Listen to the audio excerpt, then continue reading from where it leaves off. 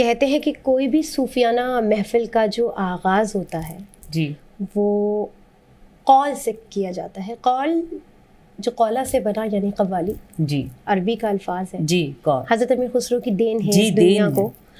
तो उनका कौल मन कुन तो मौला फालिउल मौला वाह, की कुछ लाइंस मैं सुना देती जी, हूँ सुनाइए। और उसके मैं बाद मैं शुरू करूँगी। इसमें आप मुझे तानपुरा में जी दीजिए। शाप दे दीजिए। अली मामी मनस्तो मनम गुलाम अली हजार जान गिरामी फिदाए नामे अली।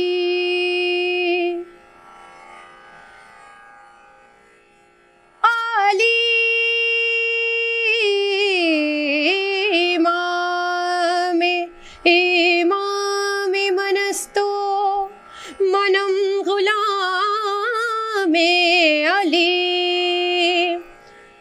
हजार जान गिरामी फिदाए नामे अली। मन कुन तो मौला मौला मन कुन तो मौला मौला जी फालियुन मौला अहे दरा दिल दर्दानी हम तुम ताना ना ना ना ताना ना ना रे हम तुम ताना ना ना ना ताना ना ना रे हम तुम ताना ना ना ना ताना ना ना रे ताना ना रे ताना ना रे। हैदरियम कलंदरम मस्तम बंदे मुर्तजाली हसदम पेशवाए तमाम रिंदानम के सगे कुए शेरे यजदानम अली मौला मौला अली मौला।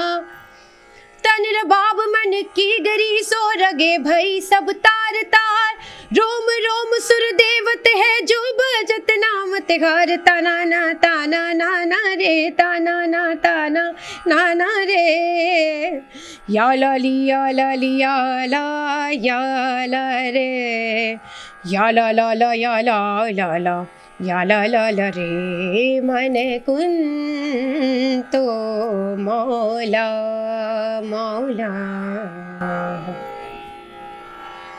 वाह वाह वाह, बहुत ही खूबसूरत है, बहुत ही खूबसूरत। आपने तो वो समा बांध दिया जो एक रूहानियत का सफ़र होता है। इश्क की हम बात कर रहे हैं, सूफीज़म की बात कर रहे हैं। जो भी इस गाना हम इसे नहीं कहेंगे, एक तपस्या ही कहेंगे। तो इसके जो अल्फाज थे, तो ये क्या फ़ारसी के अल्फाज थे? जी, कॉल जो है वो कथन को कहा जाता है यानी कि सेइंग्स जी। तो ये रसूलुल्लाह प्रॉफिट मोहम्मद हज़रत मोहम्मद सल्लल्लाहु अलैहि वसल्लम का कॉल है कि मन कुन तो मौला फा अलीउन मौला, जिसका मैं मौला यानी सरदार हूँ, उसके ये अली मौला यानी सरदार है जी। तो जब हज़रत अली को रसूलुल्लाह ने जब विलायत का इस कॉल से हमारा ये मानना है कि ऐलान हुआ यहाँ से जी, तो ये पर्टिकुलर कॉम्पोजिशन जो है वो उनकी सेइंग थी, जिससे ये पता चलता है कि उनके लिए हज़रत अली का क्या मकाम था, क्या जी जी उनका दर्जा था। इसमें मतलब अपने आप ही हम देखिए, लैंग्वेज की बात चली, हम लैंग्वेज को नहीं समझते हैं, लेकिन ये वाकई वो कॉल लग रहा है कि जैसे उस परवरदिगार को याद किया जा रहा है, बारंबार याद किया जा रहा है।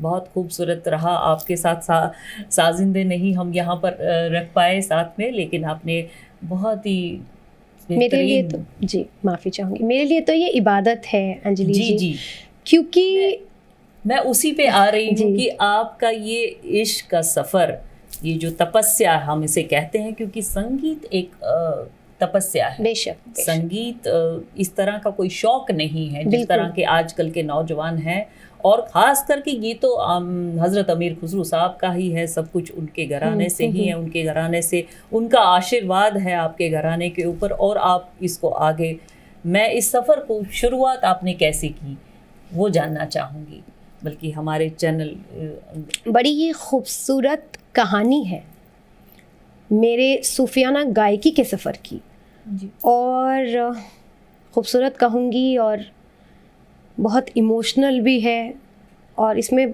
तमाम तरह के इमोशंस हैं। जी जी जी।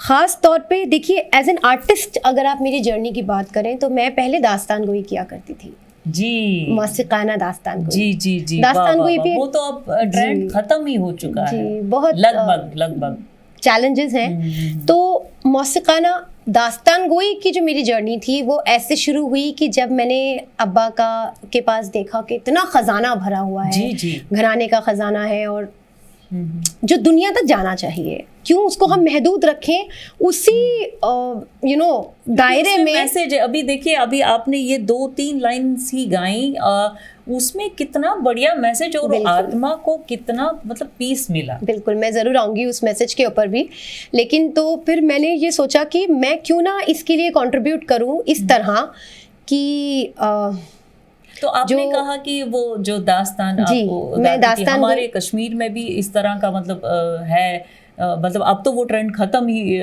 उसमें बिल्कुल एक स्टोरी की तरह, स्टोरी टेलर की तरह बीच में सॉन्ग्स आते हैं। हाँ जी। तो आप क्या, आपकी उम्र में मुझे लगता है उस वक्त काफ़ी छोटी रही होंगी, आपके शायद वो अट्रैक्ट मुझे अट्रैक्ट इस आर्ट फॉर्म ने तब किया जब एक्चुअली इसके पीछे का एक मकसद था। मैंने इस आर्ट फॉर्म को चुना खास तौर पे अपने घराने की रेयर कॉम्पोजिशंस को दुनिया के लिए लाने के लिए। तो पहली तो सबसे पहले मैं इसके बारे में बता दूं कि दिल्ली घराना हज़रत अमीर खुसरो की उन्होंने उसकी बुनियाद रखी, उनकी देन है।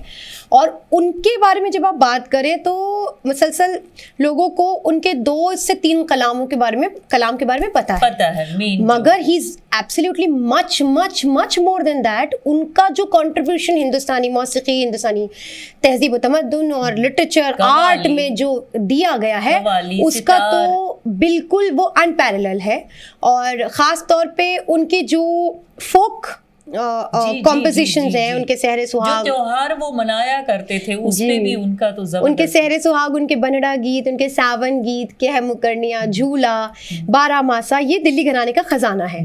तो जब मैं ये सुना करती थी, अब्बा मेरे शागिर्दों को, अब्बा के अपने शागिर्दों को मेरे सामने हम लोग जब सुनते थे और मैं देखती थी, तो मैं कहती थी कि यार ये कितना रिच ट्रेजर है, आपको मिलता और ये कहीं नहीं, कहीं आपका माहौल भी नहीं मिल रहा होगा। आपको तो बहुत लकी है आपके घर में ये माहौल।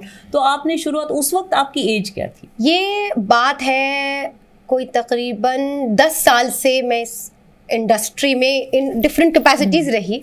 हाँ। तो सबसे पहले मैंने अब्बा के साथ थोड़ा मैं और मेरे शौहर ने, इमरान खान, हम लोगों ने मिलके अब्बा को थोड़ा सपोर्ट करना शुरू किया इवेंट्स वगैरह ऑर्गेनाइज करने में। फिर मुझे ये रियलाइज़ हुआ कि कुछ ऐसा करना चाहिए जिससे कि हम और इसका लेवल जो है वो बढ़ा सकें। तो मैंने दास्तान गोई चुना उन कॉम्पोजिशंस को दुनिया के सामने लाने के लिए। तो मेरा उसमें वो जो गुल बकौली क्या इस तरह की ही होती थी कहानियाँ? नहीं, मैं बताती हूँ। तो मैंने जो कंटेम्प्रेरी दास्तान गोई चुनी उसमें हमारे कहानियाँ होती थी जो मोस्टली फिक्शंस होती हैं, और कई जगह पे बुजुर्गान दीन के मैंने कुछ ऐसी दास्तानी पेश की जैसे ख्वाजा कुतुबुद्दीन बख्तियार काकी की, अमीर खुसरो रहमतुल्लाह अलैह की, उसको हमने उनकी कॉम्पोजिशन से सजाया और पिरोया। तो वो बड़ी शुरुआत रही जर्नी तो की। बहुत ही, इसकी तो बहुत ज़रूरत है आजकल के यूथ्स के लिए, आजकल के बच्चों के लिए। जी, वहाँ से शुरुआत हुई। मगर फिर 2020 का वो वक्त आया जब फिजिकली अब्बा मेरे जी उनका विसाल हुआ, और बहुत गहरे डिप्रेशन में मैं गई। कोई तकरीबन 1-1.5 साल तक मैंने खुद को, कोविड भी फिर शुरू हो गया था, कोविड चल ही रहा था, कोविड शुरू ही हो गया था। हाँ जी, इतनी बड़ी ट्रेजेडी, इतना मतलब इतना सब कुछ हमने खोया जी। 1.5 साल तक मैं खुद को, मैंने एक कमरे में बंद कर लिया था। मैं बाहर नहीं आती जाती थी, बस खाना पीना भी बहुत मजबूरी, बहुत गहरे डिप्रेशन में थी। उस वक्त को याद करती हूँ तो बुरा हाल हो जाता है जी। तो उस वक्त की जर्नी में आपको बताती हूँ, जो तसव्वुफ की मेरी शुरुआत है, जिसको मैंने कोशिश की। आपने अपने आप से बात की, अपने आप को समझने लगी, तब आप उनको बहुत याद करती रही। उनको आपने वो क्या है, एक वेल्थ जो उन्होंने आप तक ट्रांसफर कराया है, उस परंपरा को, उस बिल्कुल उस सारे कलाम्स को, उसको आपने मतलब फिर कैसे निकाला? जी, तो बात ये हुई कि तब तक मुझे कुछ समझ नहीं आ रहा था। Everything was, I was disillusioned. सब प्रिपेयर्ड होता था ना, वो कहते थे ये करना है, वो करना है, तो आपके लिए मतलब एक प्रिपेयर, फिर आप पे सारा वो जिम्मेदारी अभी भी है कि आपने घराने को आगे बढ़ा रही हैं। तो तब तक सब कुछ अब्बा के अराउंड था कि उनके लिए क्या करना है, उनकी खुशी के लिए, उनके ट्रेडिशन के लिए, सब कुछ ये था। तो जब उनका विसाल हुआ तो ये लगा कि अब तो कुछ मकसद नहीं रहा ज़िंदगी में, मीनिंगलेस लाइफ हो गई है। डिप्रेशन इतना गहरा था कि बहुत बुरा हाल था, मैं यहाँ बता भी नहीं सकती कि मैं जिस फेज से गुजरी। फिर एक माइलस्टोन लाइफ में आया, एक हुआ लाइफ का, और एक जर्नी की शुरुआत हुई, तसव्वुफ की जर्नी की, जब मुझे अजमेर का बुलावा आया। मैं कमरे से बाहर नहीं जा रही हूँ और मुझे कॉल करके मेरा अब्बा का एक शागिर्द है, उसने कहा बाजी आप यहाँ आइए, आपका यहाँ बुलावा है दरगाह शरीफ में। मैंने कहा कि उस वक्त फेज ऑफ माइंड मतलब बहुत अजीब था, नहीं थे, लेकिन मैंने कहा मैं तो कमरे से बाहर नहीं जाती हूँ। तो उसने कहा एक बार आ जाइए। तो मैं बहुत टाइम तक उसको टालती रही, टू बी ऑनेस्ट, लेकिन जब बुलावा होता है फिर मैं वहाँ गई और दरगाह शरीफ में गई। तो मुझे काफ़ी वक्त के बाद थोड़ा सुकून मिला। अब्बा हज़रत ख्वाजा मोइनुद्दीन चिश्ती हबीब अल्लाह का जो जी दरगाह है, वो जो खानका है, वहाँ उसको अब्बा कहते थे कि मेरा पावर हाउस है। अच्छा। तो मैंने कहा कि चलिए देखते हैं, हो सकता है कि मेरे लिए भी जाते आते रहे हम बाकायदा, लेकिन वो जो एक कनेक्ट डायरेक्ट बना वो तब बना जब मैं वहाँ पहली बार इस वक्त इस उसमें गई और वहाँ मैं जिनसे मिली उन्होंने मेरी ज़िंदगी बदल दी। सूफ़ी सैयद रियाजुद्दीन चिश्ती मेरे इमाम हैं, मेरे इमाम तरीक़त हैं, उनसे मैं मिली। तो ये वो वक्त था अंजलि जी जब मैं जब अंदर से अपने एग्जिस्टेंशियल क्राइसिस था मुझे कि मैं हम लोग यहाँ क्यों है, ये मजाक क्या है कि एक पल में जिंदगी यूं पलट गई, और मकसद क्या है यहाँ आने का। बेटी का तो ज्यादा ही होता है, तो बहुत अटैचमेंट होती है, और आपके लिए वो गुरु भी थे बहुत। जी मेरे लिए तो वो मेरी जिंदगी है, टीचर थे, तो मैं उनको कभी कहती ही नहीं, क्योंकि आज भी वो मेरे साथ हैं। वो जब मुझे महसूस होता था कि वो मेरे पास हैं, तो मैं आपको बता रही हूँ कि एग्जिस्टेंशियल क्राइसिस जब मुझे हुआ तो मैंने जवाब ढूंढने शुरू किए उन सवालों के जो मेरे दिमाग में आए। वही है। मुझे कहीं नहीं मिले पहले, तो बहुत रेडिकल साइड ऑफ इस्लाम की तरफ मैं चली गई।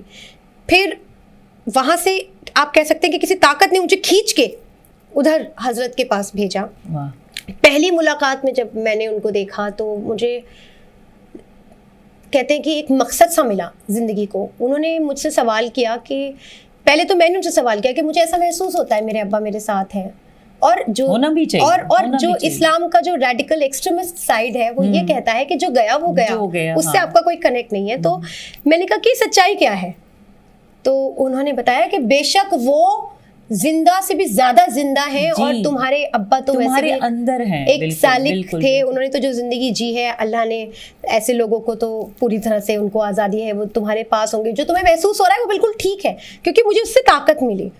फिर उन्होंने मुझे कहा अच्छा ये सब एक तरफ, मुझे ये बताओ कि इस लेगेसी को जो 850 साल पुरानी हज़रत अमीर खुसरो की लेगेसी तुम्हारे ख़ानदान की है, उसको आगे कौन बढ़ा रहा है अब्बा के बाद। मैंने कहा मुझे नहीं पता, मेरे पास कोई जवाब नहीं है, क्योंकि आप इमोशनली उस वक्त बहुत ही डिस्टर्ब थी। अच्छा, मुझे ये बताइए कि उसके बाद आपने, मैं तो आपसे वो भी सुनूंगी कि जो जिससे आपने शुरुआत की है, तो आप उसमें से हमें थोड़ा सुनाइए। वही बिल्कुल, मैं उसी के बारे में बता रही थी। तो उन्होंने मुझसे कहा कि तुम चलाओगी इस लेगेसी को। तो मैंने कहा कि मेरी बाकायदा जो फॉर्मल तरीके से बैठा के रियाज करा के ट्रेनिंग होती है वो तो नहीं हुई है। तो उन्होंने कहा कि मछली के बच्चे को तैरना कौन सिखाता है, तुमने इतना सुना है कि वो सब तुम्हारे अंदर बसा है, जीन्स में है भाई। तो फिर क्या हुआ कि मैंने एक गाना लिखा हुआ था, उसको मैंने सिर्फ ऐसे ही, जब वो इमोशंस बहुत ज्यादा हुए, मैंने खुद लिखा, तो उसको चैनलाइज करने की कोशिश की। तो मैंने एक गाना लिखा जो मैंने वैसे पहले अब्बा के लिए लिखा था, बाद में वो एक हमद के तौर पे मैंने उसको बनाया, जिसका टाइटल था है इश्क़ हकीकी। वाह। तो वो मैंने हजरत को सुनाया, ऐसे ही फ़ोन में रिकॉर्ड किया हुआ था उसी दिन पहली मुलाकात में। उन्होंने कहा, उन्होंने इतनी हिम्मत बंधाई, उन्होंने कहा कि इसके बावजूद तुम ये सवाल कर रही हो कि मैंने तो ये नहीं सीखा और मैंने तो वो नहीं, तो तुम्हारी आवाज़ तो जैसी तो अभी इस वक्त मुझे कोई वो आपके साथ ही है।